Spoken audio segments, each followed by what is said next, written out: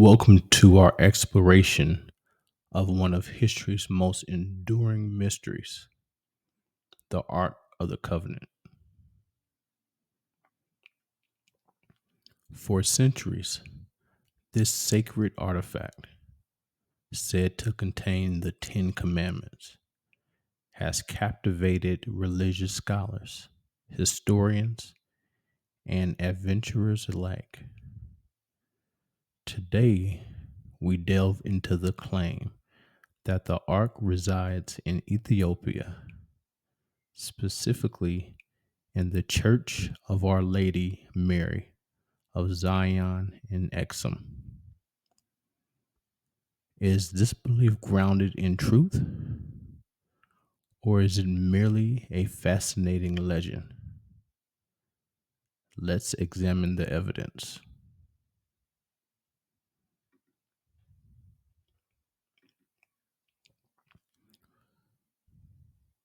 Ethiopian Orthodox Christians hold a deeply rooted belief that the Ark of the Covenant resides in Axum.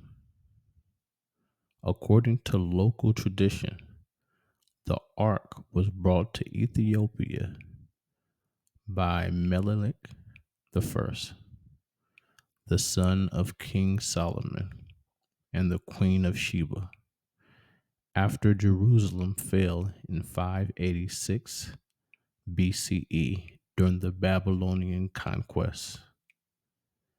This story is detailed in the Ethiopian text, which combines history and mythologically to the trace Ethiopian royalty back to Solomon. The Church of Our Lady Mary of Zion is said to house the Ark, guarded by a single monk who dedicates his life to its protection.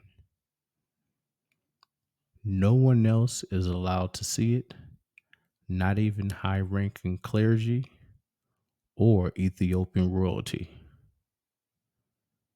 This secrecy fuels skepticism, but also reinforces the faith among believers.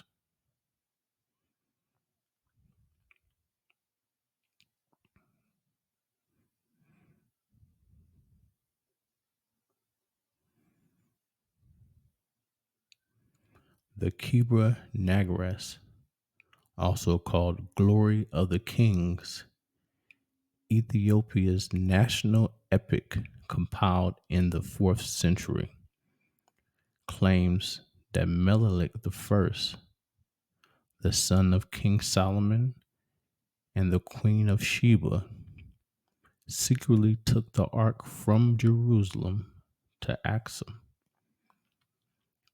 This story is central to Ethiopian Orthodox identity, framing Ethiopia as a new Zion.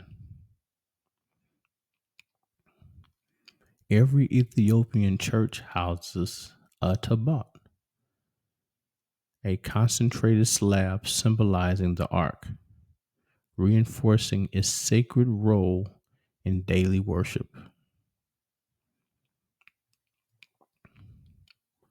Author Graham Hancock's The Sign and the Seal traces the ark's journey through Elephantine Island, Egypt, where a Jewish temple matching Solomon's temple's design stood in the 5th century BCE.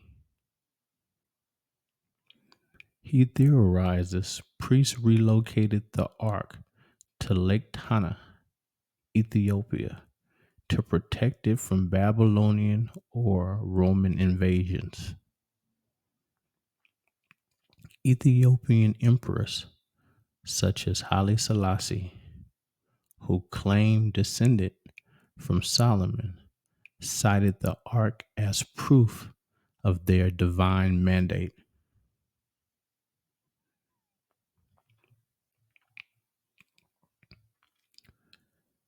The ark is purposely enshrined in Axum's Church of Our Lady Mary of Zion, guarded by a single monk who serves until death. This tradition, maintained for centuries, aligns with biblical descriptions of the ark's dangerous sanctity. Skeptics argue that secrecy fuels mystique, but devotees view it as a protection of a divine relic.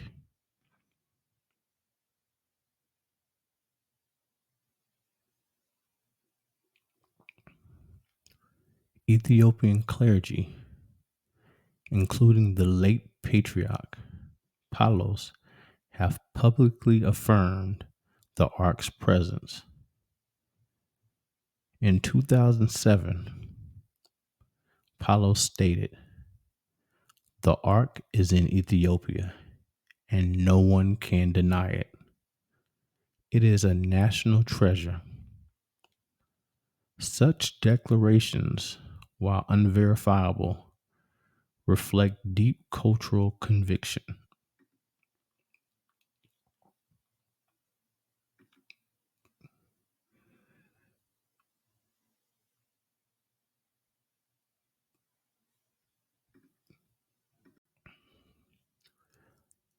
The Elephantine Pyramid, a document of Jewish community in Egypt worshiping Jehovah.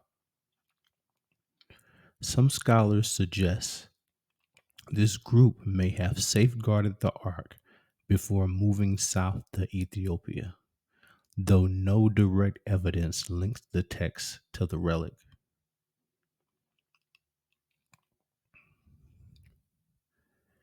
Ethiopia's Beta Israel community, who practiced Judaism for centuries, share oral traditions about the ark's arrival.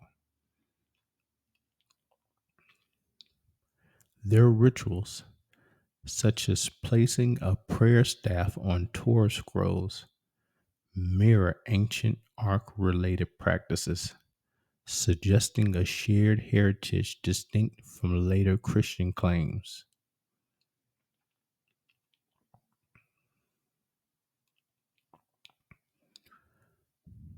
The Solomonic dynasty.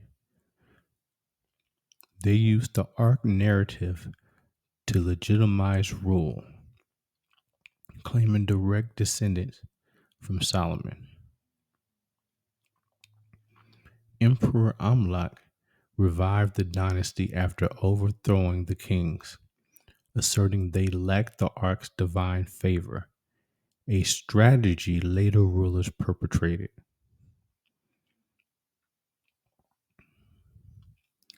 During Timkat, also known as Infamy, priests carried tablets wrapped in cloth to water sources, reenacting the ark's power to part the Jordan River.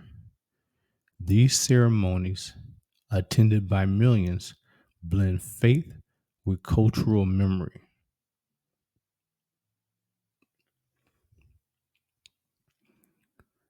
Ethiopia's early adoption of Christianity around 4th century CE and geographic isolation shielded it from the European medieval conflicts.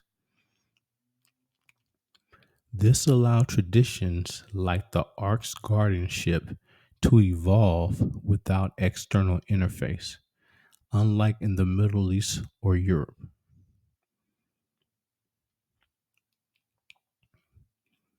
Unverified claims suggest Mossad agents attempted to revive the ark during Israel's 1980s Operation Solomon, which airlifted Beta Israel Jews to Israel. While no evidence supports this, such theories highlight the ark's enduring geopolitical intrigue.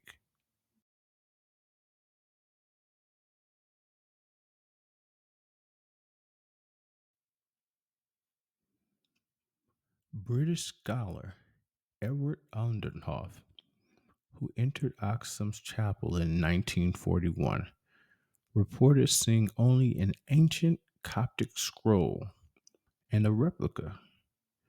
No photos, scientific analysis, or independent access has been permitted, fueling doubts about the relic's existence.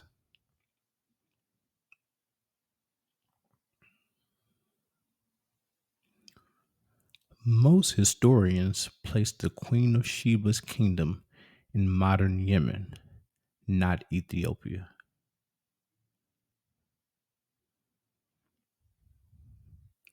The Kibbutz Nask was likely a crafted to legitimize the Solomonic dynasty, not documented factual events, similar to medieval European foundation myths.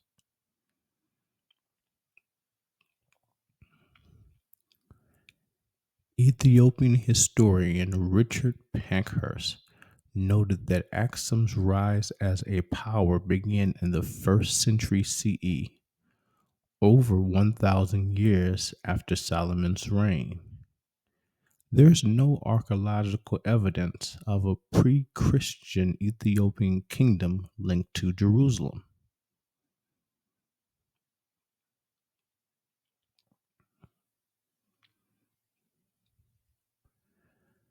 The Hebrew scriptures never mentions the ark leaving Jerusalem. After the Babylonian destruction of the first temple, which occurred in 586 BCE, it vanished from historical record.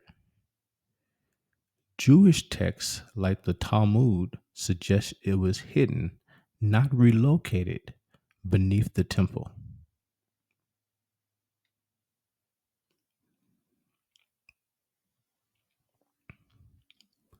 Competing claims include the ark being destroyed by the Babylonians, hidden in Jordan's Mount Nebo, or taken to Yemen by Queen of Sheba.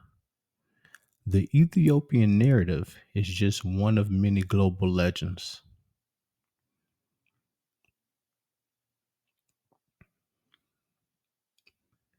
Ethiopian Christianity's emphasis of the ark may stem from 4th century Syrian missionaries who integrated Judaic symbols to ease conversation.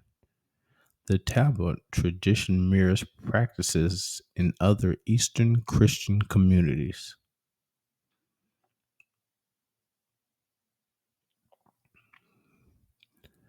The Axum Chapel's strict entry rules, even Ethiopia's president is barred, resemble the strategies used to protect sacred sites like Mecca's Kaaba. Critics argue secrecy preserves tourism revenue and national pride, not a relic.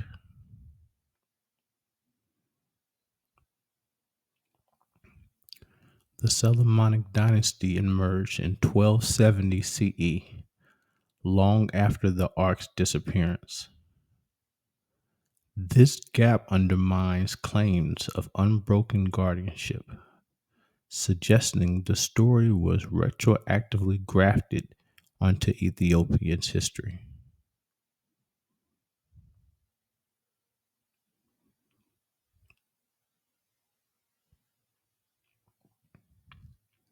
Sensational claims, like the ark emitting deadly radiation, stem from 1990s tabloids.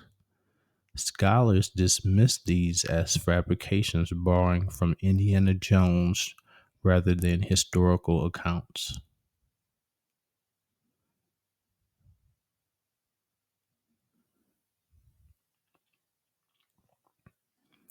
Ethiopia's Marxist Derg regime promoted the ark narrative to unify the country during civil war.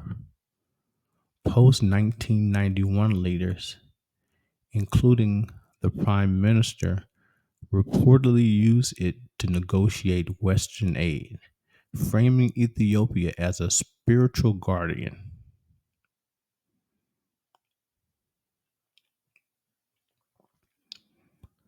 Whether the ark resides in Axum or not, its story underscores Ethiopia's unique identity as a crossroads of faith and history. For believers, it's a living testament to divine favor. For skeptics, a metaphor of resilience. As archaeologists, as archaeologists, as archaeologists, as people scour Jerusalem and theorists debate, Ethiopia's claim endures not just as a relic hunt, but as legacy of a nation intertwining myth and mystery.